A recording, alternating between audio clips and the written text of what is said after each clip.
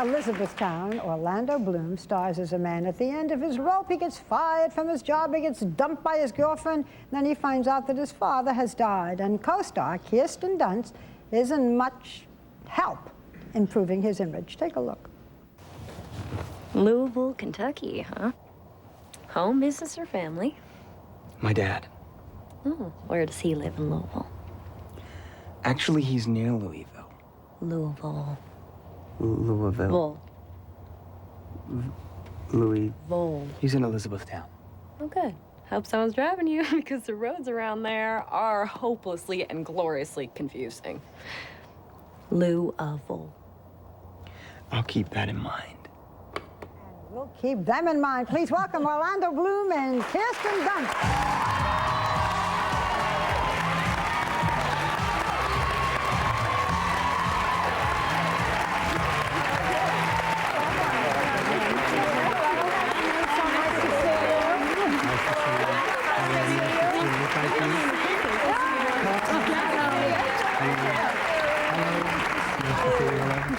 Oh, you are both so cute. I don't care if he doesn't know how to say Louisville. I mean, who cares, right? Louisville. You got it. You know, we were talking about failure, and you didn't have much chance to fail because you were discovered while you were still at drama school by Peter Jackson. He put you in Lord of the Rings 2 days before you graduate. You go on to do that. You go on to do Troy. It's success after success. However, this is your first modern film. No sword. No sword. You almost brought a sword out for you guys. And American accent. We were trying to find a sword back there for you guys. So was it hard to do without a horse and a sword? You know, it's different when you have a big action movie and you have a big set piece in the middle of the movie and everyone's watching the dramatics of 500 horses running across a desert and, you know, sieges going down and things blowing up. Here you just got to kind of hold the camera, you know, just you and great. Thankfully, I was in the hands of somebody like Kirsten. So this is harder in a way. It's harder. Yeah, I mean, I certainly felt more vulnerable and like I was really just, you know, just there, and it was me without anything to hide behind. There was no blood on my face. There was no chainmail. There was nothing. It was just me. So, but I really enjoyed it, and thankfully, you know, Cameron's such an actor's director. You know, he would play music for us. You know, on set, he would sort of set the tone of the scene that we were about to shoot, and with a piece of music. So you kind of knew what he was looking for. But you're back in your old look. Yeah. I am. We're shooting Pirates 2 and 3 right now, so I've got that. So you're back in Pirates. The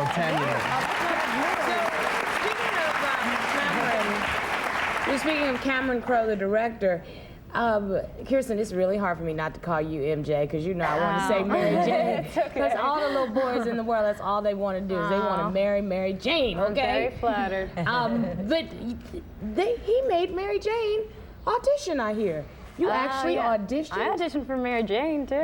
No, well, I guess people don't trust me. Oh, give me a break. I mean, at this point, I know you hadn't been auditioning for a while there. Was it a weird experience? It was nerve-wracking, but, you know, I was happy to do it, though. I understand Cameron's process, and, you know, I get that, and I came in, I wore a little airline outfit, and so and makes you feel like you earned it, doesn't it? Yeah, it does. It's more satisfying when you get the job. Are there some movie stars that don't have to? Who's in that group that doesn't ever have to audition? I'm probably our producer. Yeah. She doesn't usually audition. They call her. Tom Cruise Cruise doesn't have to audition for sure. Well, he just sets them up and decides what he wants to do. But you know, certain people set Meryl things up. Streep. But generally, actually, if it's a really good project, Sarandon. Sarandon, yeah. But if it's a really good project and people really want to do it, then there's normally a fight for the role. Were they worried about you with your, you know, the kind of acting? When you get it for sure. With the accent? Yeah. Yeah, I think Cameron that was one of the concerns for Cameron certainly. But I kind of tried to keep reassuring him that I'd be able to deliver, and I'd just keep working on it. And thankfully, Renée Zellweger, who he'd worked with on which one was that? That was Vanilla Sky. No. No, Jerry Maguire. Yeah, she'd done really well in Bridget Jones. So I was like, well, look, if she can do it, exactly. I know, it was kind of, you know, and you but know, I worked a lot on your looks are very conducive to another period in history. You know what I mean? I think I think the facial hair and the long hair I'm just looking at helps. you and I think of, you know, maybe 19th century face. Well, I always kind of felt like I should have. You should be holding a candlestick and a rose. Do you sometimes feel like you're in the wrong century? I totally do, because I'm completely techno useless. Really? I don't have computer, I don't have email, can barely use a phone. You know, I'm sort of pretty. He rode here on a horse. I tried to, yeah. Carries a sword. But so yeah, I'd sort of feel like throw me back a few hundred years, I'd be pretty handy with a sword by now. But Well, Kirsten, you're very much of this century. You have described your character in this film. You said someone who's honest, upfront to a fault, who doesn't have a lot of fear, and is dorky. And then you I said think that that was it's a combination of myself and the Yeah, I was character. gonna say, is that you? I was like, you're never dorky. me? I'm a dork, so are you. Sorry to blow your cover. Two adorable dorks. How are with you us. dorky, Kirsten? I don't know, I don't know, I just... Bookish? No, I don't think that's No. dorky. I just think like when you're not afraid to be yourself and, Yeah. you know... Show your quirks. yeah, exactly. So you're not reserved She's and elegant. amazingly No, in- I'm not reserved. I got you. She's amazingly instinctual, actually, as an actress. That was one of the things, because Kirsten's been doing this for a long time, and I was like, so I felt very lucky that she was my co-star, because I've sort of feel like I'm very much at the beginning of it all, and this is my first contemporary leading role. So, and she's just so instinctual, you know. She'll just sort of So uncomfortable. She'll You feel uncomfortable she'll now? give it Look at her. completely She'll different every time, you know. Every time she delivers something, it's completely She different. can't take a compliment. Look at her. She's Do you remember that time on the lot You talk about What? this where I had being... to scream that line, and I said it like 100.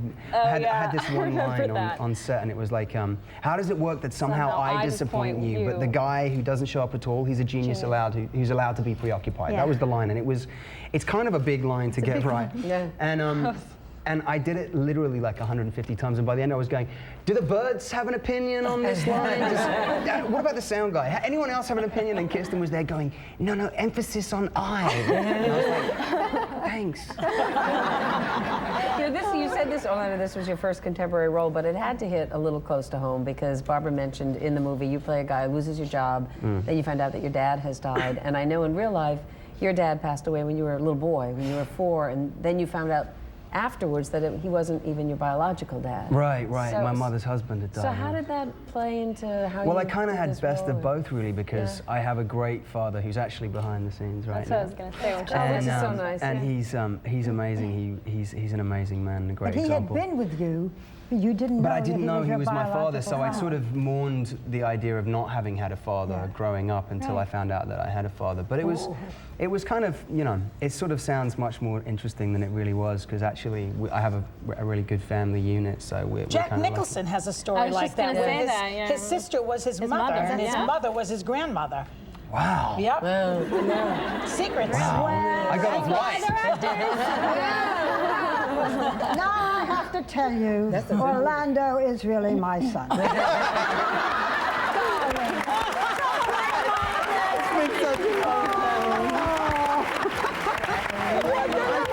I missed you. What did I do? Now when we come back, my son and Kirsten will be joined by their co-star, Susan Sarandon. We'll be right back. And we're back with Orlando Bloom and Kirsten Dunst, who co-star in the new movie Elizabethtown with Susan Sarandon, who plays Orlando's mom, a woman who knows how to speak her mind. Take a look. Mother, listen, focus! Beware. I know it's all very charming with the pickled things in jars and the Southern charm and the hams that hang in the garage until they're so covered with mold you could grow penicillin on them, but I'm telling you, Are you sure about the cremation? if Bill Banyan is there, definitely cremation. Please welcome, I love saying this, Academy Award winner, Susan Sarandon.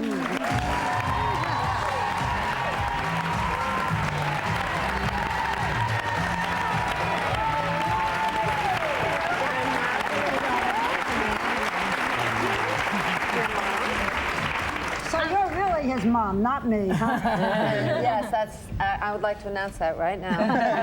Really is That I am. mom. And I'm Jack Nicholson's mother also. Actually, you played Kirsten's mom in Little Women. That's right, so this is a bit incestuous, but I don't want to say anything. It takes place in the South, so we're just going to overlook it. Okay, so put you on the spot, Mom.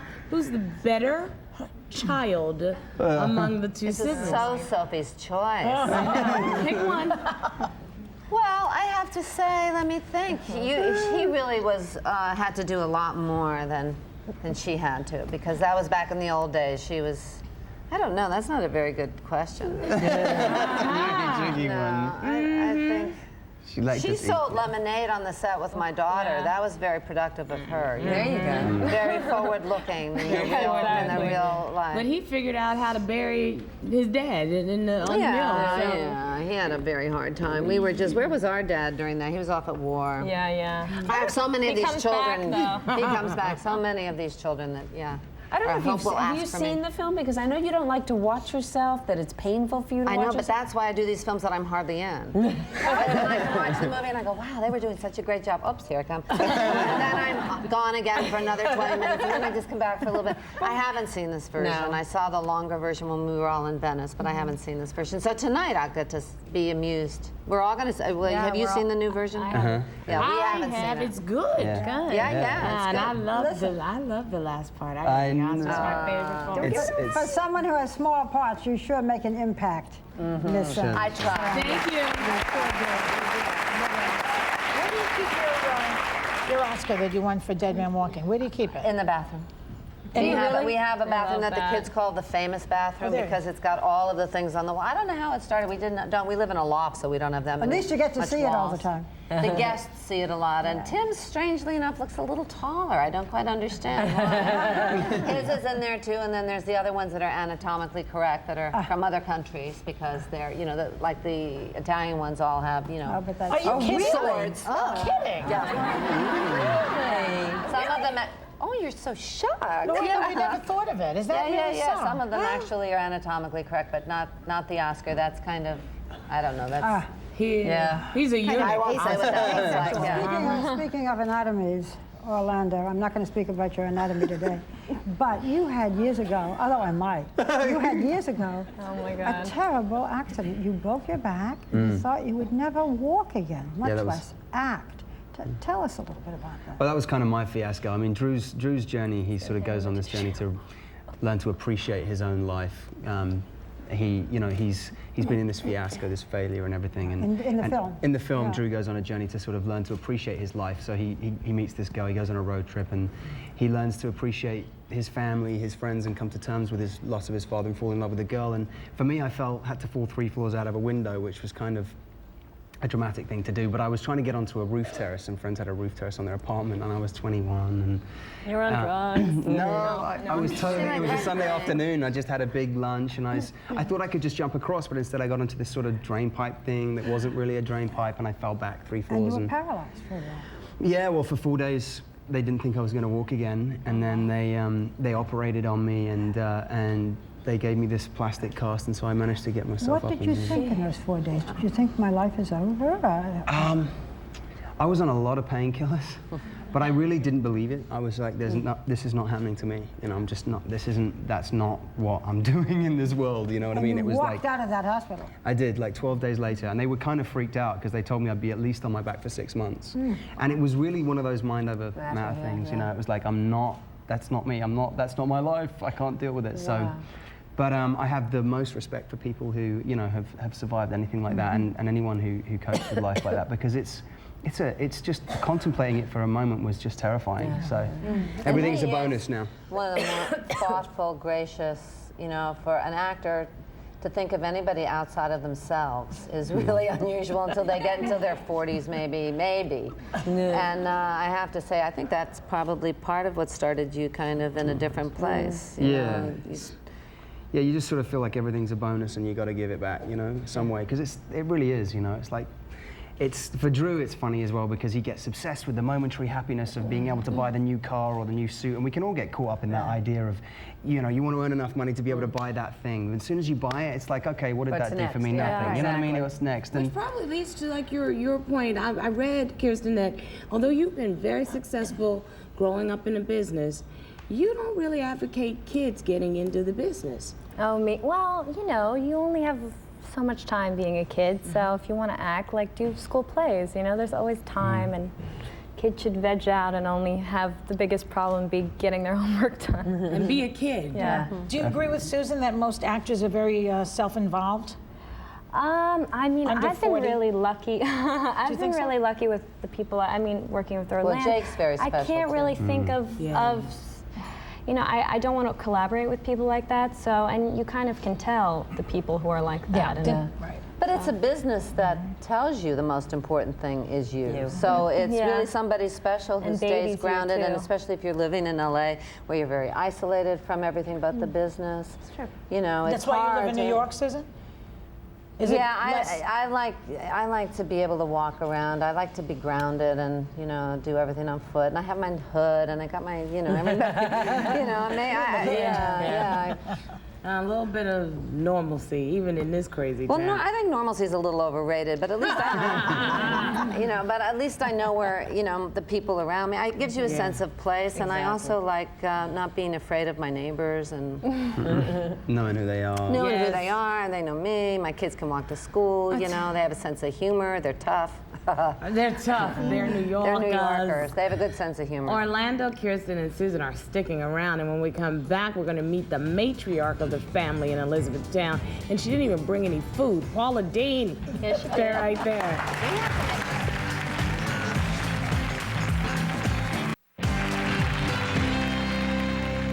You know, it's not every day I invite good-looking men to my bedroom, but I just wanted you to meet your family, the Baylors and the Conleys. Let's start with Dickie Conley. Now, he was an alcoholic. He had a drinking problem, and he also had 3 nipples. He had 3 nipples. She goes, I love that clip. That was a clip from the new movie Elizabethtown. We're back with Orlando Bloom, Kirsten Dunst, and Susan Sarandon. And right now, please welcome their co-star, the queen of Southern cooking, Paula Dean.